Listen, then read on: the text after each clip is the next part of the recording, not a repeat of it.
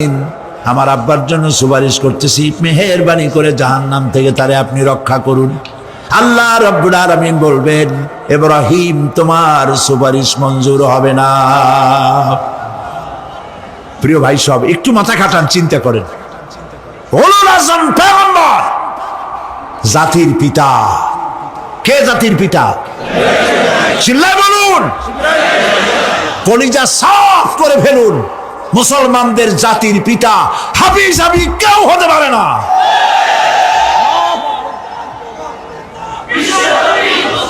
মিল্লাতা আবিকুম ইব্রাহিম, ইব্রাহিম আলাইহিস সালাম এই মিল্লাতের পিতা। সুবহানাল্লাহ। হযরত ইব্রাহিম আলাইহিস সালাম কিয়ামতের দিন বলবেন, আল্লাহ আমার আব্বার জন্য সুপারিশ করছি। আল্লাহ পাক বলবেন মঞ্জুর হবে না। আসর তোমার পিতা হতে পারে, কিন্তু আমার খলিলকে আগুনে ফেলার জন্য নমরুদকে সে সহযোগিতা করেছে, আমি তোমার পিতাকে ক্ষমা করব না। নবী করিম সাল্লাল্লাহু আলাইহি সাল্লামকে সাহাবায়ে কেরাম জিজ্ঞেস করেছেন, হে রাসূল, আপনার আব্বা এবং আম্মার অবস্থা কি হবে?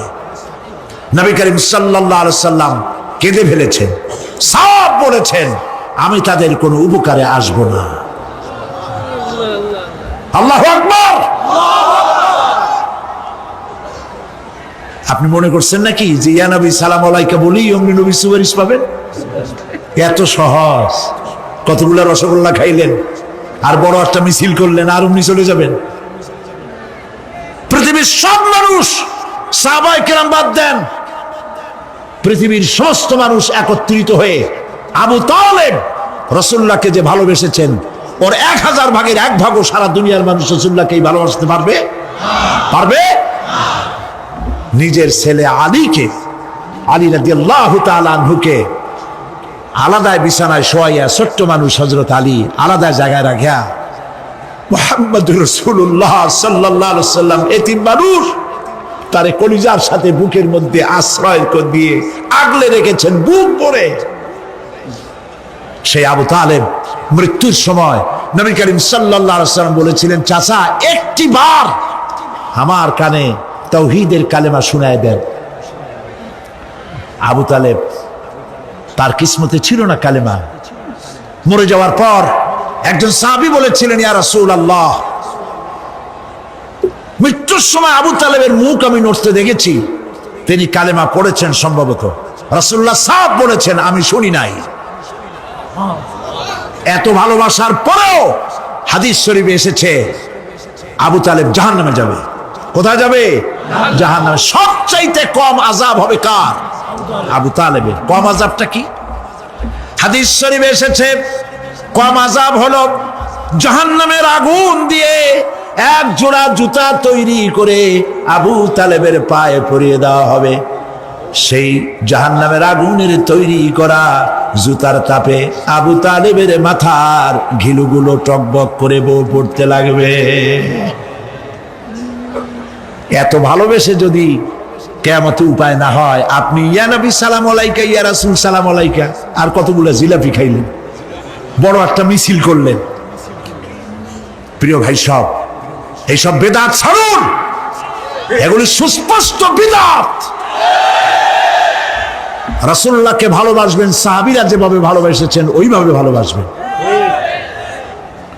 আল্লাহ রাব্বুল আলামিন বলেন, যালিকাল ইয়াউমুল হক ফামান শাআ আত্তাখাযা ইলা রাব্বিহি মাআবা। এই দিনটি অবশ্যই আসবে, সেদিনটি নিশ্চিতভাবে আসবে। আর এখন যার ইচ্ছা সে তার রবের দিকে অগ্রসর হোক। ইন্না আনজারনাকুম আযাবান করিবান ইয়াওমা ইয়ানজুরুল মার'উ মা কদ্দামাত ইয়াদাহু ওয়া ইয়াকুলুল কাফিরু ইয়া লাইতানি কুনতু তুরাবা। ইন্না আনজারনাকুম আযাবান করিবা, খুব নিকটবর্তী একটি আযাব সম্পর্কে আমি তোমাদেরকে সতর্ক করে দিলাম। কে বলতেছেন? আল্লাহ পাক। লক্ষ্য করুন আল্লাহ কি বলছেন, খুব নিকটবর্তী একটি কঠিন শাস্তি, আযাব, অর্থাৎ কিয়ামত। এ সম্পর্কে আমি তোমাদেরকে সতর্ক করে দিলাম। ইয়াউমা ইয়ানজুরুল মারউ মা কদ্দামাত ইয়াদা, সেদিন প্রত্যেকটি লোক যা সে পাঠিয়ে দিয়েছিল এখানে, অর্থাৎ যা করেছিল সেগুলি সে দেখতে পাবে। আর তখন ওয়ায়াকুলুল কাফিরু ইয়া লাইতানি কুনতু তুরাবা, সেই কিয়ামতের ময়দানে অবস্থা দেখে কাফেররা বলবে, আহারে মানুষ না হইয়া যদি মাটি হইয়া যেতাম, যদি মাটি হতাম, যদি মানুষ না হয়ে না জন্মতাম, আজ এই হাসরের ময়দানে এইখানে এই বিচারের মুখোমুখি হতাম না, মাটি হইলে বরং অনেক ভালো হতো। এই পৃথিবীতে আমরা এসেছি, চলে যাব, যাওয়ার আগে এই কোরআন একটি বিশাল জনগোষ্ঠী এমন বানাতে চেয়েছে যে জনগোষ্ঠী এই কোরআন দিয়ে একটি বিশাল সমাজ গড়বে, রাষ্ট্র গড়বে, এমন রাষ্ট্র গড়বে যেই রাষ্ট্রে দুঃখ থাকবে না, অশান্তি থাকবে না, যেখানে সুখ থাকবে, সমৃদ্ধি থাকবে, আর কিয়ামতের দিন আল্লাহর জান্নাতে তারা চলে যাবে। তেমন একটি সমাজ কি আমরা চাই? সবাই বলেন, সেরকম একটি সমাজ কি আমরা চাই? প্রিয় ভাই সব, কিয়ামতের দিন আমরা যেতে চাই জান্নাতে। কোথায় যেতে চাই বলেন? জোরে বলেন। এই জান্নাতে যাওয়ার জন্যে, এই জান্নাতে যাওয়ার জন্য দুইটা কাজ করতে হবে। কয়টা কাজ? আল্লাহ রাব্বুল আলামিন বলেন, ফামান কানা ইয়ারজু লিকাআ রাব্বিহি ফালইয়ামাল আমালান সালিহান ওয়া লা ইউশরিক বিইবাদাতি রাব্বিহি আহাদা। আল্লাহ পাক বলেন, যে বাজারা আমার সঙ্গে দেখা করতে চায় কিয়ামতে, দুইটা কাজ করা লাগবে। বলেন কয়টা কাজ? একটা হলো নেক আমল। কি আমল বলেন? নেক আমল। নেক আমল কারে বলে? নেক আমল করতে হলে আবার দুইটা শর্ত লাগে। এক নম্বরে কাজটা করতে হবে আল্লাহরে খুশি করার জন্য। কারে খুশি করার জন্য? একটা মাদ্রাসা বানাইছি যাতে লোকেরা বলে যে বড় একটা মাদ্রাসা বানাইছে, এই জন্য মাদ্রাসা বানাবেন, মসজিদ বানাবেন, হসপিটাল বানাবেন, যা কিছু করেন নিয়ত হবে আল্লাহকে খুশি করা। নিয়ত হবে কারে খুশি করা? আল্লাহ পাককে খুশি করা। এই হলো নেক আমলের প্রথম শর্ত। কাজ হবে আল্লাহকে খুশি করার জন্য। দুই নম্বরে কাজটি হতে হবে সুন্নতে নববী সাল্লাল্লাহু আলাইহি ওয়াসাল্লামের উপরে। মনে থাকবে, দাড়ি রাখবো। কেন রাখবো? রাসূলের সুন্নত। রাখবো কারে খুশি করার জন্য? আল্লাহকে খুশি করার জন্য। রাখবো কার মতো? রবীন্দ্রনাথের মতো, কার্ল মার্কসের মতো, কবির মতো নয়। রাখতে হবে কার মতো? নবীর মতো। বুঝে নেন, কাজটা হতে হবে আল্লাহকে খুশি করার জন্য। দুই নম্বরে কাজটা হতে হবে সুন্নতে নববী সাল্লাল্লাহু আলাইহি ওয়াসাল্লামের উপরে হতে হবে। তাহলে এই হলো এক নম্বর। জান্নাতে যাওয়ার জন্য, আল্লাহর সাথে দেখা করার জন্য এক নম্বরের কাজ হলো নেক আমল। বলেন এক নম্বরের কাজ কি? দুই নম্বরের কাজ ওয়ালা ইউশরিক বিইবাদাতি রাব্বিহি আহাদা। আল্লাহ রাব্বুল আলামিনের ইবাদতের সাথে কাউকে শরীক স্থাপন করা যাবে না। আমরা যারা মুসলমান, অধিকাংশ মুসলমান শিরকের ভিতরে মুবতালা হয়ে আছে। বিশ্বাস করেন কিনা বলেন? কাফেরেরা তো মুশরিক আছেই, ওরা তো মুশরিক আছেই, কিন্তু আমরা মুসলমানেরা আমাদের আমলের মধ্যে, আমাদের অজান্তে সবের নিয়তে অনেক শিরক আমরা করে বসি। নাউজুবিল্লাহ। বলেন নাউজুবিল্লাহ। এই জন্য আমি বারবার সতর্ক করি, নিজেকেও করি, আপনাদেরকেও করি। এই কারণে করি, শিরকের গুনাহ আল্লাহ মাফ করবেন না। ইন্না শিরকা লাযুলমুন আযীম। শিরক মস্ত বড় অপরাধ, জুলম, আল্লাহ মাফ করবেন না। আল্লাহর কাছে কান্দে কান্দে মাফ চাওয়া লাগবে যে আল্লাহ শিরক থেকে আমাকে রক্ষা করো, বাঁচাও। অনেক গোপন শিরক আছে। মাজারে যান, পীর সাহেবের কাছে যান, মনে যদি নিয়ত থাকে উনি ফু দিলে আমি ভালো হবই, উনি তাবিজ দিলে আমার বাচ্চা হবেই, উনি আমারে দয়া করলেই আমার ব্যবসায় উন্নতি হবেই, এইটার নাম শিরক। এটার নাম কি? ওয়াইজা সাআলতা ফাসআলিল্লাহ ওয়াইজা ইসতাআনতা ফাসতাইন বিল্লাহ। যা বলার আল্লাহরে বলো, আর যা চাওয়ার কার কাছে চাও? চিল্লায় বলেন। কলিজাটাকে পরিষ্কার করে যান আজকের মাহফিলে। এই কলিজায় কারো প্রতি কোনো ভয় রাখবো না আল্লাহ ছাড়া। ভয় করবো কারে বলেন? মোহব্বত আল্লাহ ছাড়া, এত বেশি মোহব্বত আর কাউকে করব না। আল্লাহ তাআলা আমাদের কলিজায় তোমার ভয় এবং মোহব্বত দিয়ে ভরে দাও। রাসূলের মোহব্বত দিয়ে আমাদের দিলকে ভরে দাও। বিশ্বাস করুন ভাই সাহেব, কোরআন শরীফ আমার সামনে, বিশ্বাস করুন, দেশি পীর বিদেশি পীর, খাজা বাবা দেশি এবং বিদেশি, কেউ আপনার ভাগ্য বদলাই দিতে পারবে না। এ পিছনে দৌড়ায় দৌড়ায় কোনো লাভ নয়।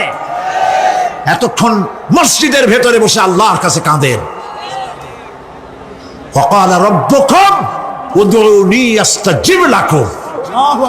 তোমার রব বলেছে আমারে ডাকো, আমি ডাকের সাড়া দিয়ে দেব। সুবহানাল্লাহ। আর আল্লাহ বলেছেন আমার ইবাদতের সাথে কাউকে শরীক করবে না। খবরদার। আলাইসাল্লাহু বিকাফিন আবদা। আল্লাহ প্রশ্ন করছেন, আলাইসাল্লাহু বিকাফিন আবদা, আমি কি আমার বান্দার জন্য যথেষ্ট নই? চিল্লায় বলুন অবশ্যই যথেষ্ট। আবার বলেন অবশ্যই যথেষ্ট। আর ওই জাহান্নামীদেরকে, যারা জাহান্নামে যাবে কিয়ামতের দিন, ফাল্লাযীনা কাফারু কুত্তিআত লাহুম সিয়াবুম মিন নার। আগুন দিয়ে কেটে তাই দিয়ে পোশাক তৈরি করে দেওয়া হবে, আগুনের পোশাক পরিয়ে দেওয়া হবে। আগুনের পোশাক গায়ে পরিয়ে দেওয়ার পরে কুল্লামা নাদিজাত জুলুদুহুম বাদদালনাহুম জুলুদান গায়রাহা। একবার চামড়া পুড়ে যাবে, জাহান্নামের আগুনে চামড়া পুড়ে গলে যাবে, আবার আল্লাহ রাব্বুল আলামিন নতুন করে চামড়া পরিয়ে দিবেন যাতে করে শাস্তির তীব্রতা অনুভব করতে পারে। জোরে কোন নাউজুবিল্লাহ। আমার ভাইরা, জাহান্নামীরা ক্ষুধার যন্ত্রণায়, তৃষ্ণার যন্ত্রণায় আকাশের দিকে তাকায় থাকবে, উপরের দিকে তাকায় থাকবে, বলবে আরে যদি একটু বৃষ্টি হতো, মেঘ হতো। হঠাৎ করে দেখবে যে উপরে কালো মেঘ হয়ে গেছে, মনে করবে যে এবার বুঝি বৃষ্টি হবে, পানি পান করব। মেঘ তারা দেখতে পেল, মেঘের ভিতর থেকে অল্পক্ষণের ভিতরে গরম পানি পড়বে, এমন গরম পুঁজ, এমন গরম রক্ত পড়বে যেগুলি পান করলে পরে সঙ্গে সঙ্গে পেটের নাড়ি ভুঁড়ি আর কলিজা পিছনের দরজা দিয়ে সব বেরিয়ে যাবে। নাউজুবিল্লাহি মিন যালিক। হে আল্লাহ, এই কঠিন অবস্থা থেকে তুমি আমাদেরকে হেফাজত করো। জোরে বলেন আমিন। সবাই বলেন আমিন। আমার ভাইয়েরা, তামসার ব্যাপার নয়। ও যুবক ভাইয়েরা, শিক্ষিত ভাইয়েরা, তামসা করার ব্যাপার না। দুনিয়ায় খেল তামাশা ফুর্তি করার জায়গা না। जगह जी लगाने के लिए ये दुनिया नहीं है, ये इबरत की जा है तमाशा नहीं है। দুনিয়া উপদেশ গ্রহণ করার জায়গা, খেল তামাশা করার জায়গা না। এই পৃথিবীতে আল্লাহ রাব্বুল আলামিন বলেন, নাফরমানি করলে পরে জাহান্নামে যাবেই, জাহান্নামে যেতে হবে। ওই জাহান্নামীদেরকে কি খেতে দেওয়া হবে? আল্লাহ পাক বলছেন, শোনো, খেতে দেব কি? তুসকা মিন আইনিন আনিয়া, ফুটন্ত গরম পানি তাদেরকে পান করতে দেওয়া হবে। লাইসা লাহুম তুআমুন ইল্লা মিন দারি, কাঁটা যুক্ত ঘাস তাদেরকে খেতে দেওয়া হবে। লা ইউসমিনু ওয়ালা ইউগনি মিন জু, এই খাবারে তাদের শরীর পরিপুষ্ট হবে না, আর ক্ষুধাও নিবৃত্ত হবে না। আমার বন্ধুগণ, এমন কঠিন জাহান্নামের অবস্থা থেকে মাপ পাওয়ার জন্য ইমানের জোশ আসতে হবে, ইমানদার হতে হবে, আর নাফরমানিকে ছেড়ে দিতে হবে। জাহান্নামে যখন মানুষদেরকে নিয়ে যাওয়া হবে, জাহান্নামীদেরকে, ইযা উলকু ফিহা সামিউ লাহা শাহীকান ওয়া হিয়া তাফুর, যখনই খোদাদ্রোহীদেরকে জাহান্নামের দিকে নিয়ে যাওয়া হবে, আজ তো খুব মাতবাড়ি, কত ভক্ত আছে, তারপরে কত শক্তি, কত কিছু, কিন্তু আল্লাহর দরবারে যখন হাজির হবে, কোনো শক্তি তখন কাজে লাগবে না, কোনো শক্তি কাজে লাগবে না। জাহান্নামে যখন তাদেরকে নিয়ে যাওয়া হবে, জাহান্নাম তখন গোসায় ফেটে পড়তে থাকবে, জাহান্নামের ভিতর থেকে গর্জন আসতে থাকবে, তাকাদু তামাইয়াজু মিনাল গায়জ, জাহান্নাম যেন গোসায় ফেটে পড়তে চাইবে। কুল্লামা উলকিয়া ফিহা ফাওজুন সাআলাহুম খাজানাতুহা আলাম ইয়াতিকুম নাদির, জাহান্নামের পরিচালক বলবে, ও আল্লাহর বান্দা, কেন আজ জাহান্নামে আসলি, কেন দোজখে আসলি? আলাম ইয়াতিকুম নাদির, তোর কাছে কি কোনো ভীতি প্রদর্শক কেউ যায় নাই? কোন নবীর কথা কি শোনো নাই? কোরআনের কথা কি শোনো নাই? হাদিসের কথা কি শোনো নাই? জাহান্নামে কেন এলি? এত বড় খারাপ জায়গা কেন আসলি? শোনো নাই কি কোনো ভয় দেখানো কেউ কি সব সতর্কবাণী শোনায় নাই? বেঈমানেরা বলবে, ক্বালু বালা ক্বাদ জাআনা নাযীর, হ্যাঁ আমাদের কাছে এসেছিল, আমাদের কাছে ভীতি প্রদর্শনকারী এসেছিল। ফাকাযযাবনা ওয়া কুলনা মা নাযালাল্লাহু মিন শাই, এসেছিল কিন্তু আমরা বলেছি বেটা মিথ্যে কথা বলে, জোরে কর নাউযুবিল্লাহ, বেটা মিথ্যে কথা বলে। কিসের ব্যস্ত, কিসের দোজখ? খালি খালি দোজখের একটা ভয় দেখাইয়া দুনিয়ার এই টাটকা সুখগুলি নষ্ট করতে চায় এরা। পয়গম্বরদেরকে এরকম বলেছে, আর আলেমদেরকেও যখন কোরআন হাদিস থেকে বলা হয় তখন বলে, এরা জানি দোজখের কথা কইতে, দোজখ কিসের, আর ব্যস্ত সে তো এক অসভ্য উদ্যান, জোরে কর নাউযুবিল্লাহ। এমনি করে তারা তামসা করে। ওরা বলবে, আমরা এসেছিল ভীতি প্রদর্শনকারী, আমরা মিথ্যে মনে করেছি, বলেছি ওটা মিথ্যে কথা, আর বলেছি আল্লাহ এই ধরনের কিছু নাজিল করেন নাই। জাহান্নামীরা বলবে, ওয়াকালু লাউ কুন্না নাসমাউ আও নাকিলু মা কুন্না ফি আসহাবিস সাঈর, আরে লাউ কুন্না নাসমাউ, তার মানে হলো যদি আমরা শুনতাম, অর্থাৎ মানতাম, যদি নবীর কথা মানতাম, কোরআনের কথা যদি মানতাম, আর যদি ভালো করে বুঝতাম, মা কুন্না ফি আসহাবিস সাঈর, তাহলে আজকে এই জাহান্নামের কঠিন শাস্তি আমাদের লাভ পেতে হতো না, জাহান্নাম থেকে বেঁচে যেতে পারতাম। কি সর্বনাশ করলাম, বুঝি নাই, যা কিছু শুনেছি মানুষের কথা মতো শয়তানের ওয়াসওয়াসায় পড়ে তো ভুলই করলাম। সেদিন যতই আফসোস করা হোক না কেন, এই আফসোস কোনো কাজে লাগবে না। কুল আযালিকা খায়রুন আম জান্নাতুল খুলদিল্লাতী উইদাল মুত্তাকুন কানাত লাহুম জাযাআন ওয়া মাসীরা। আল্লাহ বলছেন, এই সব কথা বলার পরে, জাহান্নামের সব শাস্তির কথা শুনাইয়া আল্লাহ বলছেন, বলেন, কুল আযালিকা খায়রুন, এই পরিণতি কি ভালো যে জাহান্নামের পরিণতির কথা বলা হলো? তোমরা যে সমস্ত অবাধ্যতা করতেছো, ঈমান আনতেছো না, নবীকে গালাগালি করছো, ইসলাম মানতেছো না, নাফরমানি করছো, এর পরিণতি যা হবে, আযালিকা খায়রুন, এই পরিণতি কি ভালো? আম জান্নাতুল খুলদিল্লাতী উইদাল মুত্তাকুন, অথবা সেই চিরন্তন জান্নাত যার ওয়াদা করেছেন আল্লাহ পাক মুত্তাকিনদের জন্য, কানাত লাহুম জাযাআন ওয়া মাসীরা, যে জান্নাত হবে তাদের কর্মের প্রতিফল, আর এটাই হবে তাদের মহাযাত্রার শেষ মঞ্জিল।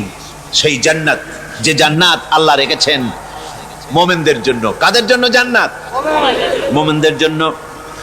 সেটা এমন জান্নাত হবে, লাহুম ফিহা মা ইয়াশাউনা খালিদিন, যা চাইবে মনের আশা আকাঙ্ক্ষা অনুযায়ী সব পাবে বেহেশতের মধ্যে। খালিদিন, চিরকাল সেখানে থাকবে। কানা আলা রাব্বিকা ওয়াদাম মাসউলা, এটা হচ্ছে তোমার রবের অবশ্য পূরণীয় ওয়াদা। জোরে বলেন সুবহানাল্লাহ। এটা তোমার আল্লাহর ওয়াদা এবং অবশ্যই তিনি তা পূরণ করবেন। তোমরা জান্নাতে থাকবে, সেখানে যা চাইবে তাই পাবে। একজন বলছিল জান্নাতে যাইয়া যা চাইবো তাই যদি পাই তাহলে তো খুব ভালো কথা। কয় যে হুজুর আমার তো হোক্কা খাওয়ার দারুণ অভ্যাস, তা বেহেশতের মধ্যে হোক্কা পাবো? বুজুর্গ ব্যক্তি বলছেন আল্লাহর বান্দা, বেহেশতে যাইয়া যদি তুমি হোক্কা খাইতে চাও তো আল্লাহ তোমার হোক্কা দিবেন, কিন্তু আল্লাহর কসম করে বলতে পারি বেহেশতে যাইয়া এমন পচা জিনিস খাওয়ার তোমার ইচ্ছে জাগবে না। এত ভালো জিনিস তুইয়া এই পচা জিনিস খাওয়ার ইচ্ছা তোমার জাগবে না মনের ভিতরে। বেহেশত আল্লাহ রাব্বুল আলামিন মুমিনদের জন্য রেখেছেন। আমার ভাইয়েরা, সে বেহেশতের বর্ণনা কোরআনে কারীমের মধ্যে আল্লাহ দিয়েছেন। একদিকে জাহান্নাম, কোরআনের বর্ণনা কত সুন্দর। জাহান্নামের কথা শুনতে শুনতে লোকেরা আল্লাহর ভয়তে হতাশ হয়ে যেতে পারে, আল্লাহর ভয়তে। সেই জন্য যত জান্নাতীরা ঠেস দিয়ে ছায়ার মধ্যে আরাম করে বসে থাকবেন, না তাদেরকে সূর্যের তাপ জ্বালাতন করবে আর না তাদের কোনো সেখানে কোনো কষ্ট হবে। এমনি করে আরাম করে তারা তার ভেতরে থাকবে, আর সেখানে তাদেরকে সুন্দর করে ছায়া সুনিবিড় এক সুন্দর জান্নাতের ভেতরে এক সুন্দরতম পরিবেশের মধ্যে আল্লাহ রাব্বুল আলামিন তাদেরকে সেখানে রাখবেন।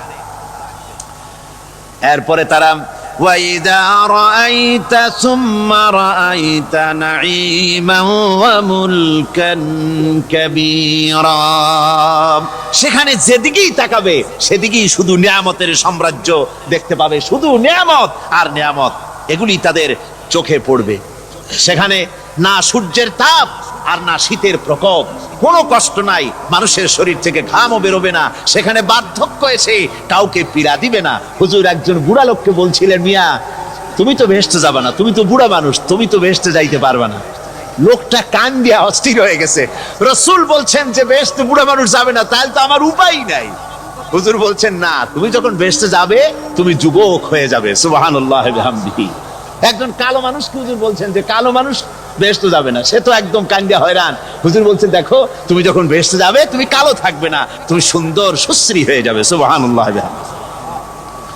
আমার ভাইয়েরা, ওই জান্নাতের ভিতরে আল্লাহ রাব্বুল আলামিন অগণিত নিয়ামত মানুষের জন্য রেখেছেন, নিজের বান্দার জন্য রেখে দিয়েছেন।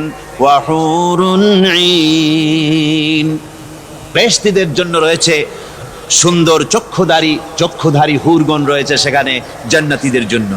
কামসালিল লুউলুইল মাকনুন, যেন সে এতই সুন্দর, যেন গোপনে রক্ষিত মুক্তার মতো, মুক্তা সদৃশ। এভাবে সুন্দর সুন্দরী হুরদেরকে আল্লাহ রাব্বুল আলামিন তার বান্দাদেরকে সেখানে রেখেছেন। লা ইয়াসমাউনা ফিহা লাগওয়ান ওয়ালা তাসীমান ইল্লা কিলান সালামান সালামা, কোন পাপ সেখানে মানুষ দেখবে না, কোন বাজে কথা সেখানে শুনবে না, শুধু শান্তি আর শান্তি।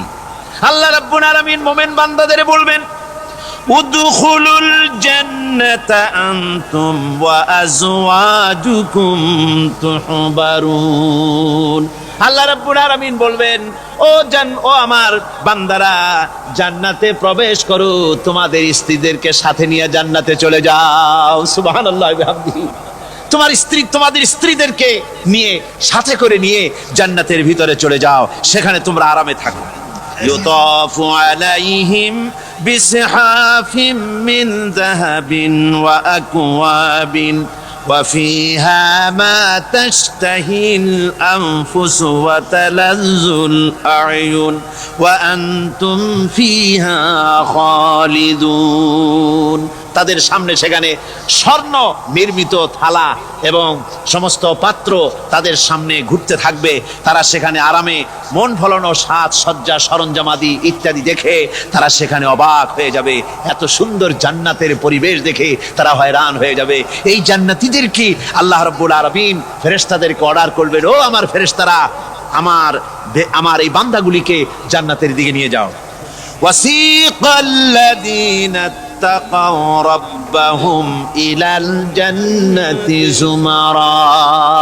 যারা আল্লাহকে ভয় করে জীবন চালায়ছে, আল্লাহকে ভয় করে যারা জীবন সমাজ ব্যক্তি পরিবার রাষ্ট্র পরিচালনা করেছে, আল্লাহ রাব্বুল আলামিন বলবেন, ও আমার ফেরেশতারা, আমার এই বান্দাগুলিকে জান্নাতের দিকে নিয়ে যা।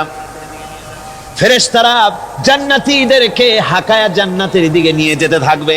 আবার ওদিকে আছে ওয়াসিকাল্লাযীনা কাফারু ইলা জাহান্নামা যুমারা, জাহান্নামীদেরকে হাকায় নিয়ে যাওয়া হবে কোন দিকে? কোন দিকে? জাহান্নামের দিকে। এখন ওয়াসিকা মানে হাকায় নিয়ে যাওয়া, বেহেশতীদেরকেও হাকায় নিয়ে যাবে, আর জান্নাতীদের কি কয় দোজখী যারা তাদেরকেও হাকায় নেওয়া হবে, আর বেহেশতীদেরকেও হাকায় নেওয়া হবে। এটা কেমন কথা? দুই জায়গায় হাঁকানি খাওয়ান লাগবে। হাঁকানি বোঝেন তো?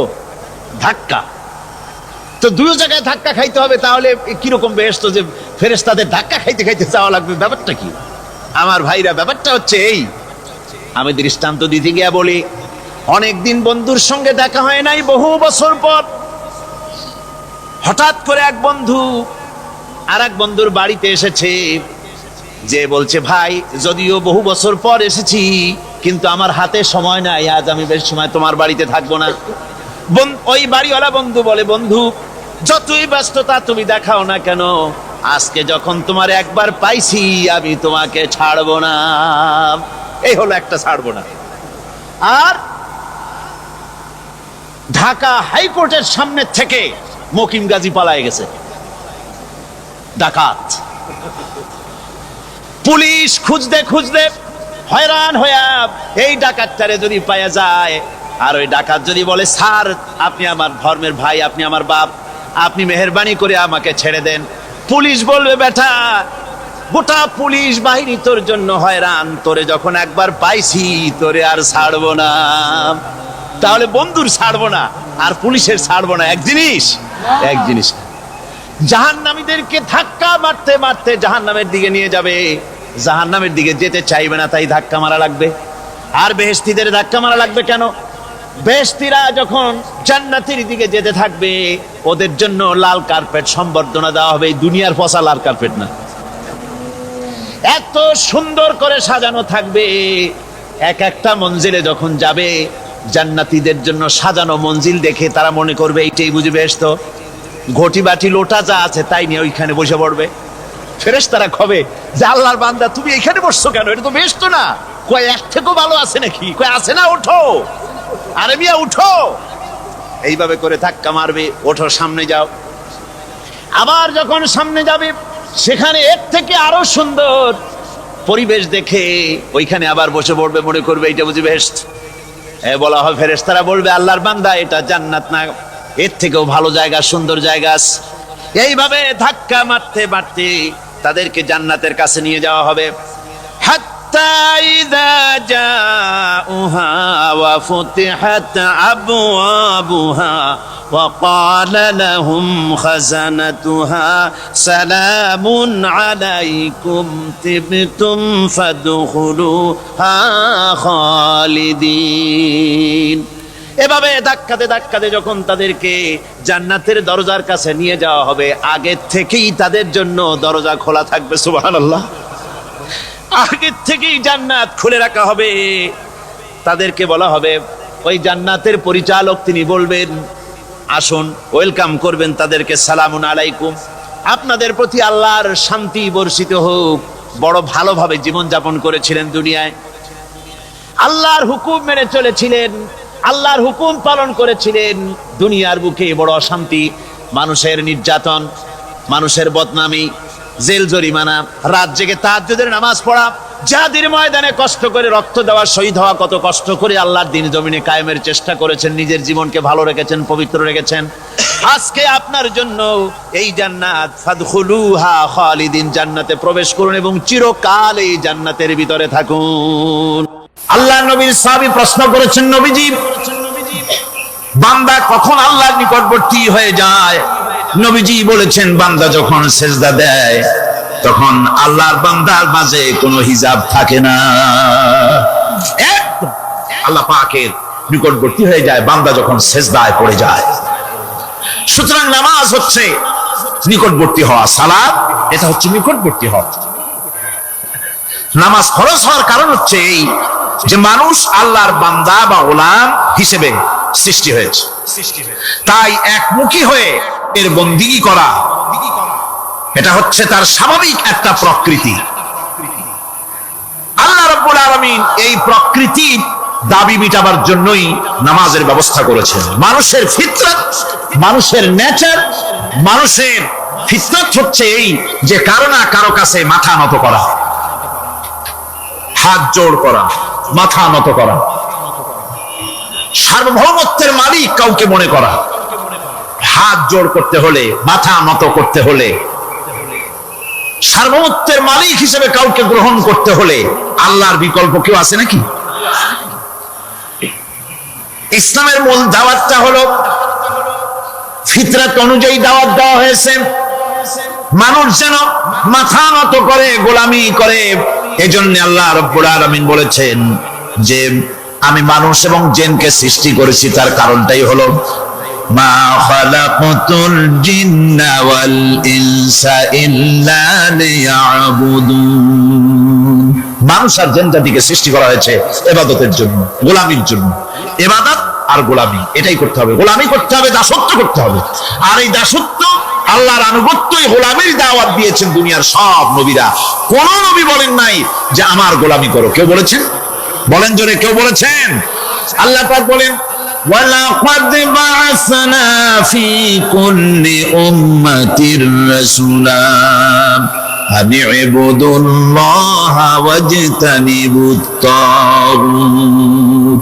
প্রত্যেক জাতির জন্য আমি রাসূল প্রেরণ করেছি, তারা মানুষকে দাওয়াত দিয়েছেন এই কথা বলে যে এক আল্লাহর গোলামি করো, তিনি ছাড়া কোনো ইলাহ নাই, আইন দাতা নাই, বিধান দাতা নাই, তার গোলামি, তার সামনে মাথা নত করে।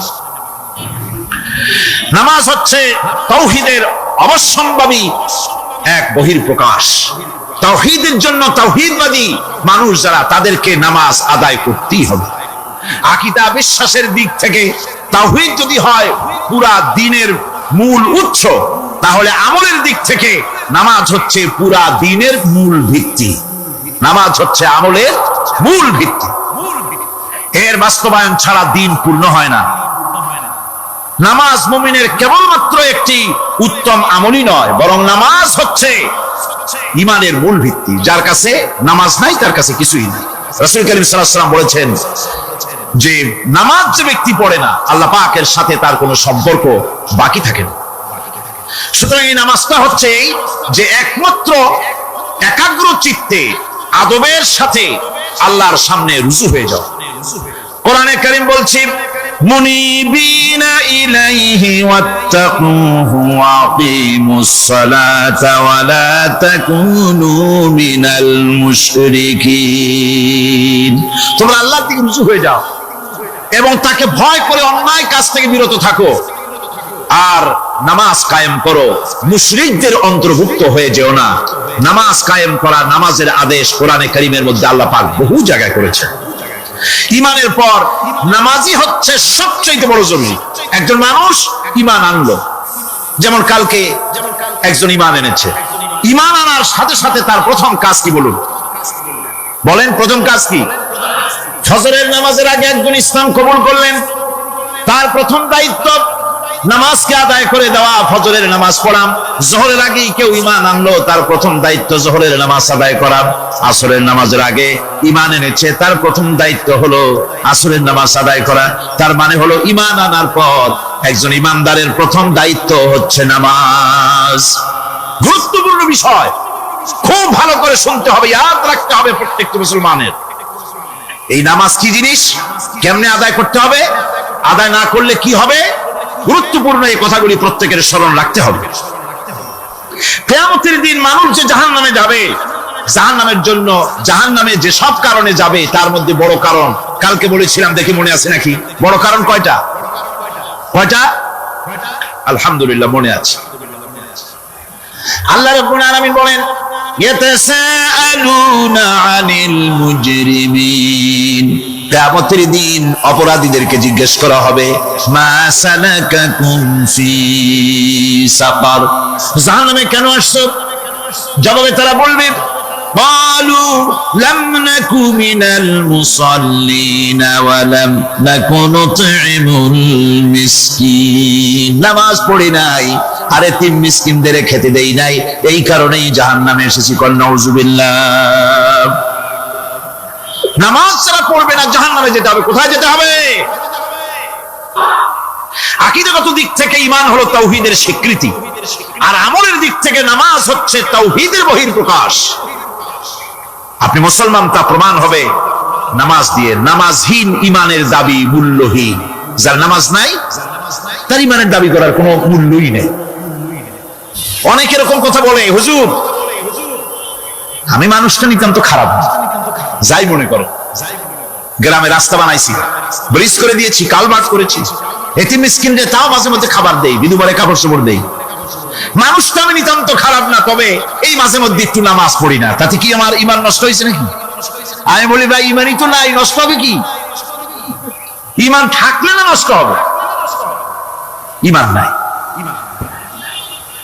সুতরাং একজন মুসলমান যদি নামাজ না পড়ে নিজেকে মুসলমান বলে দাবি করার কোন হক তার না, দাবি করার অধিকার না। নামাজ হচ্ছে জিন্দেগি, নামাজটাই মূলত জিন্দেগি। নামাজটা কি? জিন্দেগি। আল্লাহ রাব্বুল আলামিন শিখাচ্ছেন, হাদিস হোক, বড় লোক হোক, গরিব হোক, পুরুষ হোক, নারী হোক, যাই হোক, নামাজে দাঁড়াইলো একেবারে কান্দারে ধরিয়া কানের কাছে হাত দিয়া, হাত দুটো বাঁধিয়া মাথা নিচের দিকে দিয়ে দাঁড়ায় গেল। কিসের মতো? আসামির মতো, গোলামের মতো। সুবহানাল্লাহ। এদিক ওদিক তাকাইতে পারবে না, চোখটা থাকবে সেজদা যেখানে দিবা সেখানে। তাকানো নিষেধ, সেজদার দিকে তাকাও। এরপরে যখন রুকুতে গেলেন, গোলামের নমুনা হয়ে গেল। গোলামের এরকম মাথা নিচু করে থাকতে হয় প্রভুর সামনে। গেলেন রাজা, বাদশাহ, বড় লোক, সব অহংকার চূর্ণ হয়ে গেল। নাক আর কপাল দিয়া আমার মাবুদের দরবারে মাথাটা লাগাই দিলাম জমিনের উপরে। সুবহানাল্লাহ। আমি আমার ভাষায় বলি, আমি আমার ভাষায় কথাটা এভাবে বলি, এই জমিনটা যদি কাগজ হয় আর আমার নাকটার কপালটা যদি কলম হয়, তাহলে আমি যে গোলাম দৈনিক 5 বার আমার নাক আর কপাল দিয়া জমিন নামক কাগজের উপরে, দাস খতের উপরে দৈনিক 5 বার নাক আর কপাল দিয়া সই করে দেই, আল্লাহ আমি তোমার গোলাম, আর কারো গোলাম নই, আমি একমাত্র তোমার গোলাম। ঘুমের থেকে উঠে সেজদা দিয়ে বলি, দুপুরের সময় কাজ ফলাইয়া আরেকবার বলি, বিকেল আসার আগে আসরে আরেকবার বলি, দিন যখন শেষ হয় আরেকবার বলি, রাতে যখন শুতে যাই আরেকবার সেজদা দিয়া ঘোষণা করি, মাবুদ আমি তোমার গোলাম। সুবহানাল্লাহ। নামাজ হচ্ছে ইসলামের গণ্ডির মধ্যে প্রবেশের প্রমাণ। কোরআনে কারীম বলছে, ফাইন তাবু ওয়া আকামুস সালাতা ওয়া আতাউস যাকাতা ফাইখওয়ানুকুম ফিদ্দীন। সূরা তাওবা এসেছে। তারা যদি তওবা করে আর নামাজ কায়েম করে, যাকাত যদি আদায় করে, তাহলে এখন তোমাদের সে দ্বীনি ভাই, এখন ভাই হয়ে গেল। একটু আগে ছিল কাফের মুশরিক, এখন তোমার দ্বীনি ভাই। দ্বীনের গণ্ডির মধ্যে প্রবেশ করা, কলেমা পড়ার সাথে সাথেই নামাজ। নামাজ হচ্ছে দ্বীনের প্রধান গেট, দ্বীনের প্রধান তোরণ। দ্বীনের মধ্যে প্রবেশ করার জন্য এই গেট দিয়ে প্রবেশ করতে হবে। সুতরাং এই নামাজের এতই গুরুত্ব দেওয়া হয়েছে। ইসলাম যদি ক্ষমতায় আসে, আল্লাহ যেন এনে দেন, জোরে কোন আমিন। ইসলাম যদি ক্ষমতায় এসে যায়, রব্বুল আলামিন তাফসীরে মাহফিল কোরআন সামনে নিয়ে আশা করে তোমার দরবারে দোয়া করি, এই বিশাল জনসমুদ্রের দোয়া কবুল করো মাবুদ গো, এই বাংলাদেশকে ইসলামের দেশ বানাইয়া দাও। দেশটা যদি ইসলামের হয়ে যায়, আইন যদি আল্লাহর হয়, শাসন যদি সৎ লোকেরা করে, রব্বুল আলামিন কোরআন শরীফে বলেন, তাহলে তারা 4টা কাজ করবে। আল্লাযীনা ইম্মাক্কান্নাহুম ফিল আরদ আকামুস সালাতা ওয়া আতাউজ যাকাত ওয়া আমারু বিল মা'রুফি ওয়া নাহাউ আনিল মুনকার। মুমিনেরা ক্ষমতায় এসে প্রথম যে কাজটা করবে, প্রথমে ক্ষমতায় এসেই নামাজ বাধ্যতামূলক করবে। প্রথম কি?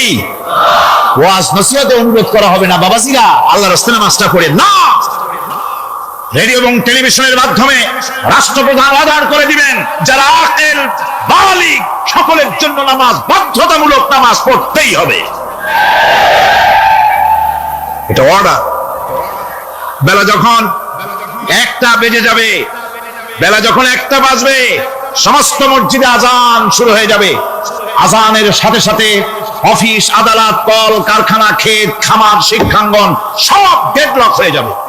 আধা ঘন্টার জন্য বন্ধ হয়ে যাবে। যারা মুসলমান অফিসে, কলেজে, ইউনিভার্সিটিতে সর্বত্র তারা নামাজের জন্য প্রস্তুতি নেবেন। আধা ঘন্টার ভিতরে নামাজ আর খানা সেরে আবার কলেজ চলবে, বিশ্ববিদ্যালয় চলবে, কল চলবে, কারখানা চলবে, ক্যান্টনমেন্ট চলবে, সেক্রেটারিয়েট চলবে, সব আপন গতিতে চলতে থাকবে। আল্লাহর রহমত, বরকত আকাশ থেকে নাজিল হয়ে যাবে। আর এই অর্ডার যে দেওয়া হবে, নামাজ পড়বেন, নামাজ পড়বেন সেখানে। থানায় যখন আজান হবে, থানায় আজান হয়ে গেছে, থানার স্টাফ, পুলিশ যারা আছে জামাতে খাড়া হয়ে যাবে, ইমামতি করবেন ওসি সাহেব। এসপির অফিসে এসপি সাহেব ইমামতি করবেন, ডিসি সাহেব তার অফিসে ইমামতি করবেন, মন্ত্রী সেক্রেটারিয়েট ইমামতি করবেন, প্রেসিডেন্ট বঙ্গভবন ইমামতি করবেন, বিশ্ববিদ্যালয়ের ভাইস চ্যান্সেলরের ইমামতিতে সে জায়গার মুসলমান ছাত্র ছাত্রী, শিক্ষক শিক্ষয়িত্রী এক জামাতে নামাজ আদায় করবে। এই যদি হয় চিত্র দেশের, অপরাধ থাকবে? থানায় ওসি সাহেব নিজেই যদি জামাতের ইমামতি করেন, এইভাবে নামাজ আদায় করেন পুলিশদের নিয়ে জামাতে, ঘুষ আর খাবে তারা? এসপি সাহেবের অফিসে, ডিসি সাহেবের অফিসে মন্ত্রীরা যদি ভাবে নামাজ কায়েম করে, তাহলে কি অন্যায় অপরাধ কিছু থাকবে সমাজে? থাকবে। সুতরাং নামাজ বাধ্যতামূলক করে দেওয়া হবে। নামাজ বাধ্যতামূলক, সকলকে নামাজ পড়তে হবে। নামাজ হচ্ছে অপকর্মের প্রতিবন্ধক। নামাজ পড়লে অন্যায় কাজ থেকে বাঁচার পর, অন্যায় থেকে বাঁচাই কিসে? নামাজ।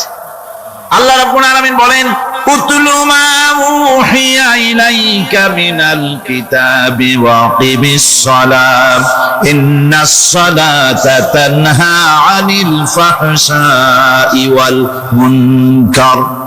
হে নবী, এই কিতাব তেলাওয়াত করো, যা তোমার প্রতি অবতীর্ণ করা হয়েছে, এই কিতাব তেলাওয়াত করো আর নামাজকে প্রতিষ্ঠা করো। নিঃসন্দেহে নামাজ মানুষকে পাপাচার থেকে বাঁচায়া দেয়। অশ্লীলতা, পাপাচার থেকে মানুষকে বাঁচায় কে? জোরে চিল্লায় কোন কে? এই নামাজ মানুষকে অন্যায় কাজ থেকে বাঁচায় দেয়। নামাজ যে মানুষকে অন্যায় কাজ থেকে বাঁচায়, কেমনে বাঁচায়? আমরা যে নামাজ পড়ি, এই নামাজে তো আমাদেরকে অন্যায় কাজ থেকে বাঁচাইতে পারে না। নামাজি বহুত মানুষ আছে অন্যায় করে, করে কিনা? করে না? করে না? করে। নামাজি অথচ অন্যায় করে। আর আল্লাহ বলছেন নামাজিকে, নামাজ তাকে অশ্লীলতা থেকে ফিরায়। তাহলে কথা কাটটা ঠিক? আল্লাহটা জোরে বলেন, কাটটা ঠিক? অবশ্যই আমার আল্লাহর কথা হক।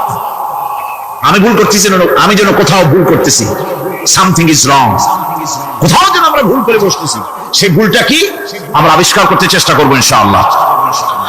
প্রথম যে কথাটা সেটা হচ্ছে যে আমরা যা নামাজে পড়ি আমরা তা বুঝি না। কথা ঠিক কিনা? আমি যদি এখন প্রশ্ন করি সামি আল্লাহু লিমান হামিদা অর্থ কি, কম ফার্স্ট ডিভিশনে কয়েকটা লেটার নিয়ে ফেল করবেন, এরকম লোক আছেন না নাই? সুবহান রাব্বিয়াল আলা অর্থ কি জানি না, সুবহান রাব্বিয়াল আযীমের অর্থ কি জানি না, দোয়া কুনুত অর্থ কি জানি না, তাশাহুদ অর্থ কি জানি না, সূরা ফাতিহার অর্থ কি জানি না। এমন কি উযুর মধ্যে কয়টা ফরজ তা অনেকে জানা নাই। কথা কি বেশি বললাম না ঠিক বলছি? একজনে জিজ্ঞেস করলো, মিয়া উযুতে কয় ফরজ? ভাই হুজুর কি মনে করেন যে বুঝি জানি না? এটা সাধারণ ব্যাপার, বলেন না কয় ফরজ? উযুতে তো 17 ফরজ। কি কি কয়? হাত ধোয়া, পাও ধোয়া, মুখ ধোয়া, নাক ধোয়া, চোখ ধোয়া, জিহ্বা ধোয়া, মাথা ধোয়া। বলতে বলতে গুনে দেখা গেল প্রায় 19টার মতো বলছে। বলা হলো, মিয়া বললেন আপনি উযুতে ফরজ 17টা, কইলেন আপনি 19টা। কয় হুজুর জানি আরো, বলি না আপনাদের ভয় তো। উযু জানে না, নামাজ জানে না, তাকে এই নামাজ কেমনে ফিরাবে অন্যায় কাজ থেকে? কথা বুঝতে পেরেছেন? নামাজে আল্লাহু আকবার বললাম, এরপরে সানা পড়লাম, তারপরে সূরা ফাতিহা পড়লাম। সূরা ফাতিহার ভিতরে যে সমস্ত কথাগুলি বললাম সেই কথাগুলি বুঝি না, কি বলেছি তাও জানি না। এরপরে সুবহান রাব্বিয়াল আলা বলেছি, সুবহান রাব্বিয়াল আযীম বলেছি, সামি আল্লাহু লিমান হামিদা বলেছি, অর্থ কি জানি না। আল্লাহ তা শুনতে পান, যে ব্যক্তি আল্লাহর প্রশংসা করেন তিনি তা শুনতে পান। নামাজের মধ্যে আইডিয়া দেওয়া হচ্ছে, তুমি যে আল্লাহর জন্য নামাজ পড়তেছো, প্রশংসা করতেছো, এটা এমন নয় যে আল্লাহ পাক দেখছেন না বা শুনতেছেন না। তুমি যা বলতেছো, প্রশংসা করতেছো, আল্লাহ পাক তা শুনতে পাচ্ছেন। সামি আল্লাহু লিমান হামিদা,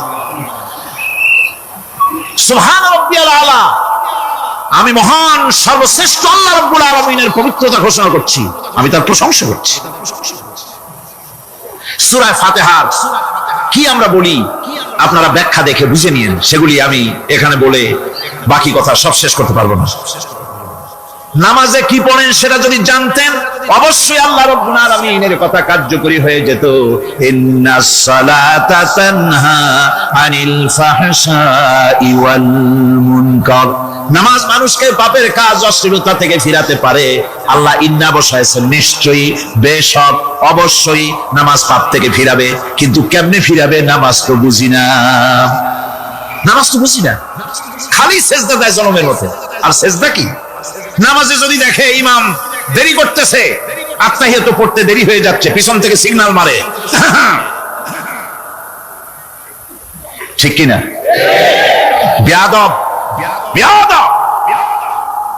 তোমার নামাজ, তোমার আত্মাহিত আগে শেষ হয়েছে, তাতে কি হয়েছে? চুপ করে বসে থাকো। ইমামকে কাশি দিয়া সতর্ক করার অধিকার তোমার নাই। যদি ইমামকে সতর্ক করার জন্য কাশি দিয়ে থাকো, তোমার নামাজ ফাসেদ হয়ে যাবে। এটা ফাজলামি করার জায়গা না, এটা নামাজ। এর নাম কি? ধীরে সুস্থে নামাজ পড়তে হবে। অনেকে মসজিদটারে মনে করে জেলখানা, ঢুকতে যত দেরি, বেরোতে পারলে যেন বাসে যান ছটফট করে। সিনেমার মধ্যে গিয়ে ঘন্টার পর ঘন্টা বসে থাকে, খারাপ লাগে না? মসজিদে কেরাত যদি একটু লম্বা পড়ে, পিছনে বসে খালি কি যে করে, মনে মনে বলতে থাকে যে ইমাম এমন কাঁচা ছাড়া ছাড়ি না। আর গান যখন শোনে, শুনতেই থাকে, কত মজা, ঘুমাসা, নাউযুবিল্লাহ। সুতরাং নামাজে কি পড়েন সেটা আপনাকে, অবস্থাটা কি হবে? খাশিআতান আবসারুহুম তারহাকুহুম যিল্লাহ, তাদের দৃষ্টি নিচু হবে, লাঞ্ছনা এবং অপমান তাদের উপরে চেপে বসবে, সেজদা দিতে পারবে না। আল্লাহ আমাদেরকে ক্ষমা করুন।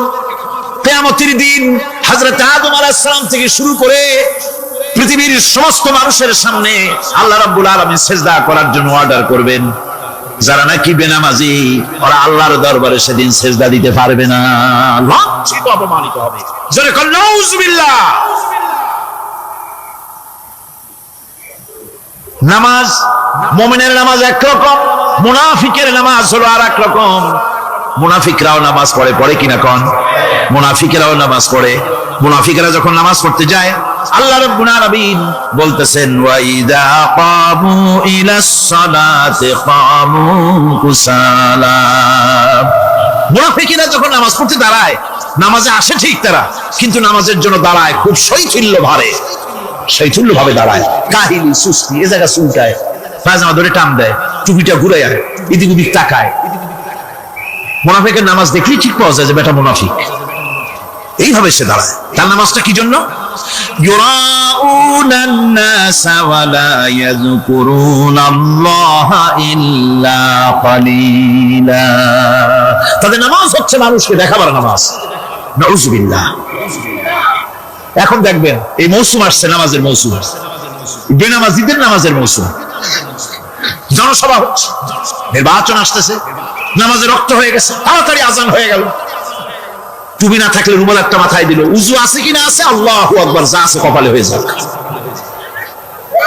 মানুষকে দেখাবার জন্য এরা নামাজ পড়ে।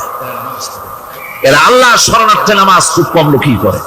এরা হচ্ছে মুনাফিক। দুনিয়া এবং আখিরাতে কল্যাণের জন্য একমাত্র মাধ্যম হচ্ছে নামাজ।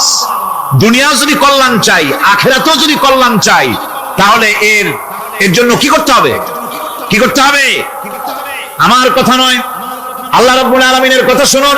রব্বুল আলামিন বলেন, ক্বাদ আফলাহাল মুমিনুন আল্লাযীনা হুম ফি সালাতিহিম খাশিউন ওয়াল্লাযীনা হুম লিয-যাকাতি ফাঈলুন ওয়াল্লাযীনা হুম লিফুরুজিহিম হাফিজুন। নিশ্চিতভাবে সেই সব মুমিন কল্যাণ লাভ করবে, নিশ্চিতভাবে। তারা হচ্ছে ওই সব লোক যারা নিজেদের নামাজ ভীতি মিশ্রিত বিনয় ভাবে, ভীতি মিশ্রিত অবস্থায় বিনয়ের সাথে যারা নামাজ আদায় করে, যারা বেহুদা কাজ থেকে বিরত থাকে, যারা যাকাতের পন্থায় কর্মতৎপর হয়, আর যারা নিজের লজ্জাস্থানকে হেফাজত করে। এরপরে আল্লাহ পাক বলেন, ওয়াল্লাযীনা হুম লিআমানাতিহিম ওয়া আহদিহিম রাউন ওয়াল্লাযীনা আলা সালাওয়াতিহিম ইউহাফিজুন ওয়াল্লাযীনা আলা সালাতিহিম হাফিজুন। আর যারা তাদের আমানতকে পূর্ণ করে, আমানত এবং তাদের ওয়াদা চুক্তি পূর্ণ করে, এবং যারা নিজেদের নামাজ সমূহকে পূর্ণভাবে হক আদায় করে নামাজ পড়ে, নামাজের যারা হেফাজত করে, এরা কারা? এরা হচ্ছে উলাইকা হুমুল ওয়ারিসুন আল্লাযীনা ইয়ারিসুনাল ফিরদাউসা হুম ফিহা খালিদুন। এরা হচ্ছে সেই সব লোক, এরা উত্তরাধিকার হচ্ছে জান্নাতের উত্তরাধিকার, জান্নাতুল ফিরদাউসে আল্লাহ রাব্বুল আলামিন এই গুণ বিশিষ্ট লোকদের জন্য জায়গা করে দিবেন। জোরে করে সুবহানাল্লাহ। নামাজকে পড়তে বলা হয়নি, কোরআন শরীফে বলা হয়েছে নামাজ কায়েম করো। কি বলা হয়েছে কম তো দেখি? নামাজ কায়েম করো, নামাজ পড়ো, এই কথা কিন্তু কোরআন শরীফে কোনো জায়গায় আছে নাকি? এখন কায়েম করা কারে বলি? একটা গুরুত্বপূর্ণ আরেকটি বিষয়, নামাজ কায়েম করতে বলা হয়েছে। কায়েম কি? কায়েমটা হচ্ছে দৃষ্টান্ত স্বরূপ বলা যায় যে জিনিসটা সমাজে প্রতিষ্ঠিত আছে ওইটারে বলে কায়েম হওয়া, আর যেটা প্রতিষ্ঠিত নাই ওটা কায়েম নাই। কায়েম মানে হলো প্রতিষ্ঠিত থাকা। যেমন আমাদের দেশে, আমাদের সমাজে নারী পুরুষ শিশু বৃদ্ধ সকলেই কাপড় পরা, শাড়ি পরা, লুঙ্গি পরা, এই কাপড় পরাটা কায়েম আছে, প্রতিষ্ঠিত আছে না নাই? যার কারণে কাপড় পরা সমাজে কায়েম আছে বলে উলঙ্গ মানুষ সমাজে খুঁজে পাওয়া যায় না, পাগল ছাড়া। ঠিক কিনা? একটা বাচ্চাকেও যদি উলঙ্গ হতে বলেন এখানে, 5 বছর 6 বছর একটা বাচ্চাকেও, সে কিন্তু রাজি হবে না। ঠিক কিনা? যেহেতু কাপড় পরা সমাজে প্রতিষ্ঠিত আছে সেহেতু উলঙ্গ মানুষ পাওয়া যায় না, কাপড় পরাটাই এখানে প্রতিষ্ঠিত। সুতরাং এখন অবস্থাটা এই হয়েছে, কাপড় পরা প্রতিষ্ঠিত আছে বলে কোন উলঙ্গ মানুষ এসে যদি এই মঞ্চে দাঁড়ায় আর বলে আমাকে একটু বক্তৃতা করতে দেন, আপনারা কি করবেন? মঞ্চে তো উঠতেই দিবেন না। উলঙ্গ মানুষ যদি কোনো চাকরি নিতে যায় ইন্টারভিউতে, তাকে লাইনে দাঁড়াইতে দেবে? দেবে না। এমনকি উলঙ্গ হয়ে যদি বাড়িতে প্রবেশ করে তার বড় দূর দূর করে তাড়াই দেবে। ঠিক কিনা? যেহেতু সমাজের ভিতরে কাপড় প্রতিষ্ঠিত আছে সেই জন্য এই উলঙ্গ মানুষ পাওয়া যায় না।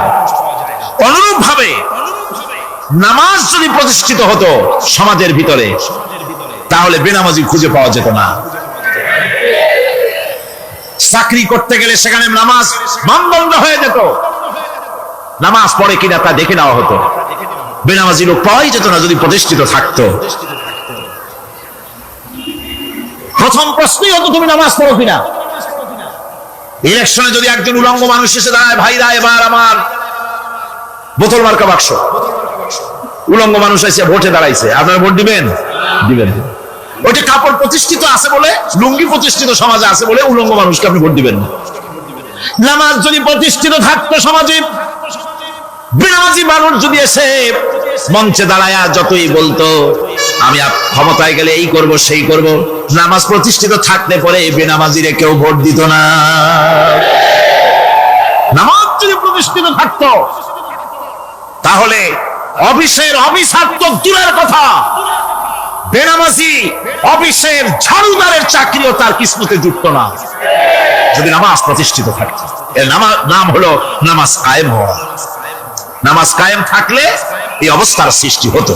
এই জন্য আল্লাহ পাক বলেছেন নামাজকে কায়েম করতে হবে। নামাজ হবে সব ভালো কাজের মানদণ্ড। সমস্ত ভালো কাজের মানদণ্ড কি? নামাজ। নামাজ আমাদেরকে বড় রকমের শিক্ষা দেয়। কি শিক্ষা দেয়? নামাজ আমাদের শিখায় ঐক্য আর ভ্রাতৃত্ব। ভ্রাতৃত্বের আর ঐক্যের শিক্ষা দেয়। এক নেতার আনুগত্য করা শিখায়। জামাত যত বড় হোক, ইমাম হবে কয়জন? একজন ইমাম হবে। আর এই ইমাম মানে কি? নেতা। ইমাম মানে কি? নেতা নির্বাচন শিখায় নামাজে। নেতা নির্বাচন কে শিখায়? নামাজ শিখায়। বোঝেন খুব ভালো করে। কিভাবে? মনে করুন চট্টগ্রাম শাহী মসজিদে ইমাম প্রয়োজন। এখন সেই ইমাম নেওয়ার জন্য ইন্টারভিউ কল করা হলো, বিজ্ঞাপন দেওয়া হলো পত্রিকায়। অনেক আলেম আসলেন। ইন্টারভিউ বোর্ডে যারা বসলেন তারা ইন্টারভিউটা কিভাবে নেবেন? যার মাথার চুল লম্বা বেশি তার ইমামতি দেওয়া হবে। যার লুঙ্গিটা পায়ের গিরার তলে তারে দেওয়া হবে। যার মোষটা মুখের মধ্যে গিয়া ঢুকছে, হাসি দিলে বুঝাই যায় না হাসে না কান্দে, তারে দিবে। দাড়িগুলা কামাইছে তারে দেবে। সিগারেট খায় বা অবশ্য চট্টগ্রাম আর সিলেটে সিগারেটের ফতোয়া ভিন্ন রকম। বরিশালে আমি যেখানে জন্মগ্রহণ করেছি, আমার এলাকায় কোন আলেম যদি সিগারেট খায়, মসজিদের ইমাম তো ভালো, মসজিদ ঝাড়ু দিতেও ঢুকতে দেবে না মসজিদে। এটা এই এলাকার এক রকমের কায়দা। আমি এটার ব্যাপারে কথা নাইবা বললাম। তো আপনারা খুঁজে দেখবেন সে সিনেমা দেখে নাকি, মিথ্যা কথা বলে নাকি, বউ পর্দায় থাকে নাকি। এগুলি মাইক্রোস্কোপ যন্ত্র দিয়ে ইমামের মাথা থেকে পা পর্যন্ত দেখবেন কিনা কোন? আচ্ছা এবার কোন তো দেখি এই ইমাম সাহেব ইমামতি করবে কতজন লোকের? 500, 1000। শাহী মসজিদে ধরেন 5000 লোক হইল। 5000 লোক, 5000 লোকের ইমাম নির্বাচনের সময় পা থেকে শুরু করে মাথা পর্যন্ত দেখেন, এমনকি বউ পর্যন্ত। বৌমনি আনিয়ে দেখেন না, পর্দায় থাকে কিনা এইটা আপনারা দেখেন, ঠিক কিনা? এ খবরটা নেন। 5000 লোকের একটা ইমাম বানাতে গিয়ে মাইক্রোস্কোপ যন্ত্র দিয়ে দেখেন মোষ কেমন, দাড়ি কেমন, চুল কেমন, পাও কেমন, হাত কেমন, হাতে নখ লম্বা কিনা, দাঁতে ছাতা কিনা, বউ পর্দায় থাকে কিনা, মিথ্যা কথা কয় কিনা, এত দেখেন। আর যখন নির্বাচন আসে তখন 2.5 থেকে 3 লক্ষ মানুষের জন্য একজন এমপি নির্বাচিত হয়। সেই ইমামকে বাছাই করার জন্য নামাজ পড়ে কিনা, জিনাকার কিনা, মদখোর কিনা, সুদখোর কিনা, ঘুষখোর কিনা, বদমাশ কিনা বাছাই করা হয় না। কোরআনে কারীমকে তারা এত ভালোবাসতেন, কোরআনে কারীমকে এত সম্মান তারা দিতেন, এত মর্যাদা দিতেন। কোরআন দিয়ে কথা বলার মতো তারা ক্ষমতা অর্জন করেছিলেন। জোরে কোন সুবহানাল্লাহ। হযরত আব্দুল্লাহ বিন মুবারক রাহমাতুল্লাহ আলাইহি জবরদস্ত মুহাদ্দিস, তার আমলের অনেক বড় আলেম। হজ করতে এসেছেন। হজের কাজ সমাপন করে যখন তিনি রওনা করেছেন, দেখেন কোন মানুষজন নাই। কাবার চত্বরে একটা মহিলা চাদর মুড়ি দিয়ে শুয়ে আছেন। উনি মনে করলেন বুঝিবা লোকটা মরা, মরা কি জিন্দা বোঝার জন্য কাছে গিয়ে সালাম দিলেন, আসসালামু আলাইকুম। সালামের জবাব ওয়ালাইকুম আসসালাম না হয়ে চাদরের ভিতর থেকে জবাব এলো, সালামুন কাওলাম মির রাব্বির রহিম। পরম করুণাময় পরওয়ারদিগারের পক্ষ থেকে তোমার প্রতি শান্তি কথিত হোক। মুহাদ্দিস সাহেব প্রশ্ন করলেন, মা, হজ করতে এসে লোকেরা তো সব চলে গেছে, আপনি এখানে একাকী পড়ে আছেন কেন? তিনি জবাবে কোরআনে কারীম থেকে বললেন, মাইয়ুদলিলিল্লাহু ফামা লাহু মিন হাদ। আল্লাহ পাক যাকে পথভ্রষ্ট করেন তারে কেউ পথ দেখাইতে পারে না। অর্থাৎ আমি তো হজ করতে আসছিলাম, পথ হারাই ফেলছি, সাথী সঙ্গীরা কে কোথায় চলে গেছে আমি খুঁজে পাই না, এই জন্য মুসিবতে পড়ছি, একাকী পড়ে আছি। এখন আমার উপায়টা কি? মুহাদ্দিস সাহেব বলছেন, মা, একাকিনী এই অবস্থায় কত সময় পড়ে আছেন? তিনি জবাবে কোরআনে কারীমের একটি আয়াত তেলাওয়াত করে জবাব দিলেন, সালাসা লায়ালিন সাবিয়া। 3 রাত পূর্ণ হয়ে গেছে। আরে 3টা রাত আপনার পূর্ণ হয়ে গেল। এখানে আপনার পানাহারের বন্দোবস্ত কি? খাইছেন কি? বুড়ি জবাবে কোরআনে কারীমের আয়াত পেশ করে মুহাদ্দিসের জবাব দিয়ে দিলেন, আল্লাযী হুয়া ইউতঈমুনি ওয়া ইয়াসকিন। ওই মহান আল্লাহ রাব্বুল আলামিন তিনি আমার পানাহারের বন্দোবস্ত করেছেন। মুহাদ্দিস সাহেব বলছেন, মা আমার কাছে কিছু খাবার আছে, আপনি দয়া করে এই খাবারটুকুন গ্রহণ করুন। বুড়ি তখন কোরআনে কারিমের একটি আয়াত পাঠ করে এই প্রস্তাবকে ডিনাই করলেন। বুড়ি পড়লেন, সুম্মা আতিম্মুস সিয়ামা ইলাল লাইল, তোমাদের রোজাকে সন্ধ্যা পর্যন্ত পূর্ণ করো। এর দ্বারা বুড়ি প্রমাণ করলেন, আমি তো রোজা রাখছি, কাজে সন্ধ্যা আসার আগে তো কিছু খাইতে পারবো না। মুহাদ্দিস সাহেব বলছেন, বুড়িমা এটা যখন রমজান মুবারকের মাস নয়, আপনি বোধহয় নফল রোজায় রেখেছেন, সফরের হালতে ফরজ রোজাও তো ছেড়ে দেওয়া যায়। আপনি কি খাইছেন না খাইছেন, আপনি আমার এই খাবারগুলি খান, রোজা ভাঙলে অসুবিধা হবে না? নফল রোজা ভাঙলে অসুবিধা কি? বুড়ি জবাবে বলছেন, ওয়া আনতা সুমু খায়রুল লাকুম ইন কুনতুম তা'লামুন, যদি তুমি নফল রোজা রাখো তা তো তোমার জন্যই কল্যাণকর, সুতরাং আমি নফল রোজা রাখছি, সেটা আমার জন্য কল্যাণকর, তোমার কথা মতো আমি খাবো নাকি? মুহাদ্দিস সাহেব বলছেন, বুড়িমা প্রত্যেক কথার জবাব কোরআন দিয়া দেন কেন, কারণটা কি? বুড়ি জবাবে বলছেন, কোরআনের আয়াত পাঠ করে জবাব দিচ্ছেন, মা ইয়ালফিযু মিন কাওলিন ইল্লা লাদাইহি রাকীবুন আতীদ। মানুষ এমন কোন কথা বলে না যে কথা ফেরেশতারা রেকর্ড করে না রাখে, সব কথা রেকর্ড হয়ে যায়। সুতরাং আমি চিন্তা ভাবনা করে বাছাই করে নিলাম, কোরআন দিয়ে কথা বলবো, এই কথাগুলি রেকর্ড হবে, প্রাপ্ত হবেই না, প্রত্যেক অক্ষরে অক্ষরে 10-10 করে নেকি আমলনামায় লেখা হয়ে যায়। মুহাদ্দিস সাহেব মনে মনে একটু চিন্তা করলেন, এই বেটি হলো বুড়ি, একটা মেয়ে লোক, আর আমি মুহাদ্দিস মানুষ, সে কোরআন শরীফ দিয়া কথা কইয়া বাহাদুরি দেখায়, আমি তারে মাতৃ জবান দিয়া কথা বলাবই, এই চিন্তা তিনি করলেন। তিনি তো বড় আলেম ছিলেন, অত্যন্ত বড় আলেম। তার সম্পর্কে তার সাথীরা কবিতা রচনা করেছিলেন। তিনি যখন তার এলাকা ছেড়ে গিয়েছিলেন, তার সাথীরা বলেছেন, ইজা সারা আব্দুল্লাহ মিম্মার উলাইলাতান, ইজা সারা আব্দুল্লাহ মিম্মার উলাইলাতান সারা আনহা নূরুহা ওয়া জামালুহা।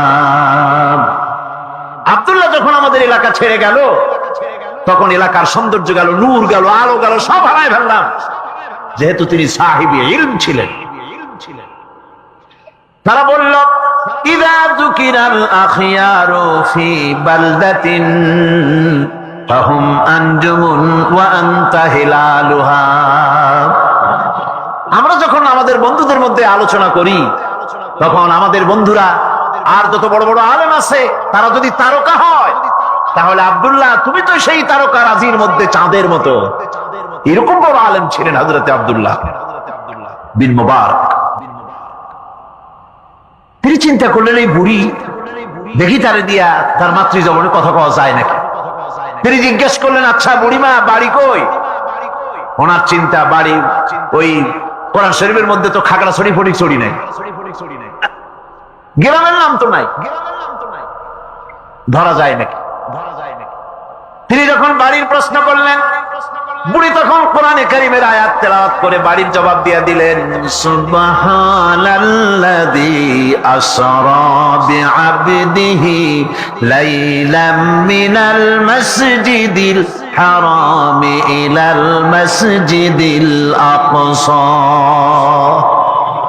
পবিত্র মহান সত্তা, দোষ ত্রুটি অক্ষমতা দুর্বলতা থেকে মুক্ত সেই মহান সত্তা, যিনি তার বান্দাকে ইসলাহ করিয়েছেন মসজিদে হারাম থেকে মসজিদে আকসা পর্যন্ত। এর দ্বারা তিনি প্রমাণ করতে চাইলেন, মসজিদে হারামে আসছি হজ করতে, আর মসজিদে আকসার কাছে আমার বাড়ি। মুহাদ্দিস সাহেব না পেরে তিনি তখন চিন্তা করলেন, এমন বিদুষী মহিলা একা একে ফেলে যাওয়া কিছুতেই বুদ্ধিমানের কাম না। তিনি বললেন, মা, আমার কাছে একটা উট আছে, আপনি যদি রাজি হন উটের পৃষ্ঠে সওয়ার করে আপনার গন্তব্যে পৌঁছায় দেই। বুড়ি তখন কোরআনে কারিমের একটি আয়াত পাঠ করে সম্মতি প্রদান করলেন। তিনি পড়লেন, ওয়া ইন তাফআলু মিন খায়রিন ইয়ালামুহুল্লাহ, যদি তুমি কোনো ভালো কাজ করো অবশ্যই আল্লাহ তা জানবেন এবং এর জন্য উত্তম ভাবে আল্লাহ পাক তোমাকে পুরস্কৃত করবেন। তার মানে হলো পথ হারা মানুষকে পথ দেখানো নিশ্চয়ই ভালো কাজ। তুমি একটা ভালো প্রস্তাব করছো। মুহাদ্দিস সাহেব বললেন, মা, আমার এই উটের উপর আপনি আরোহণ করুন। বুড়ি উটের উপরে আরোহণ করতে যাচ্ছেন, হঠাৎ লক্ষ্য করে দেখছেন মুহাদ্দিস সাহেব তার দিকে তাকায় আছেন। বুড়ি তখন কোরআনে কারিমের একটি আয়াত তেলাওয়াত করলেন, কুল্লিল মুমিনিনা ইয়াগুদ্দু মিন আবসারিহিম। নবী, মুমিন মানুষদেরকে, মুমিন বান্দাদেরকে বলুন তারা যেন তাদের চক্ষুকে পরনারী থেকে নিম্নগামী করে। বুড়ি এই আয়াত দ্বারা বলতে চাইলেন, মুহাদ্দিস সাহেব, আমি বুড়ি মানুষ, উঠে সাওয়ার হতে গিয়ে না জানি বেসতর্ক হয়ে যেতে পারি, চক্ষুকে নিম্নগামী করেন। সুবহানাল্লাহ। উটের রশি টেনে টেনে যখন তারা পৌঁছে গেলেন, তিনি জিজ্ঞেস করলেন, আপনার কি কোনো ছেলে মেয়ে আছে নাকি? বুড়ি জবাবে বললেন, আল মালু ওয়াল বানুনা জিনাতুল হায়াতুদ দুনিয়া। মাল এবং সন্তান সন্ততি এগুলি হচ্ছে দুনিয়ার সুখ সৌন্দর্য, আল্লাহ পাক এটা আল্লাহর নিয়ামত। তার মানে নিয়ামত থেকে আল্লাহ আমাকে বঞ্চিত করেন নাই, ছেলে মেয়ে আছে। মুহাদ্দিস সাহেব প্রশ্ন করলেন, ছেলে মেয়ে যদি থাকে তাহলে তাদের নাম কি? আটকাবার একটা বুদ্ধি, যেহেতু সব নাম তো কোরআন শরীফে নাই। বুড়ি শেকাম আগেই সেরে রেখেছে। বুড়ি কোরআনে কারিমের আয়াত পাঠ করে ছেলেদের নাম বলে দিলেন, ইয়া ইয়াহিয়া খুদিল কিতাবা বিকুওয়া ওয়া কাল্লামাল্লাহু মূসা তাকলীমা ওয়াত্তাখাযাল্লাহু ইব্রাহিমা খলীলা। যথাক্রমে তিনটে আয়াত তেলাওয়াত করে তিনটা নাম বললেন, ইয়াহিয়া, ইব্রাহিম, মূসা আর ছেলে। সুবহানাল্লাহ ওয়া বিহামদিহি। আরে কপাল পোড়া মুসলমান, এই মুসলমানেরা এখনকার যুগে ছেলেদের নাম রাখে বল্টু, শান্টু, তারপরে বাংলা আর আরবি মিশাইয়া শুভ রহমান, কৌশিক আহমদ, সাগর হোসেন, বাতাস খাতুন, অক্সিজেন বেগম। কি যে আশ্চর্য নাম শুরু হয়ে গেছে। আমার বন্ধুগণ, নাম রাখবেন, সন্তান হলে পরে মা বাপের উপরে হক যেন সন্তানদের ভালো ভালো নাম রাখে, এটা মা বাপের হক, ওয়াজিব, ভালো নাম রাখা। এবার বুড়ি বাড়ি পৌঁছে গেলেন, ছেলেরা সব দৌড়ে এলো। মুহাদ্দিস সাহেব আর কথা বলার সাহস পেলেন না, চুপ করে খাড়া হয়ে আছেন। ছেলেদেরকে বুড়ি তখন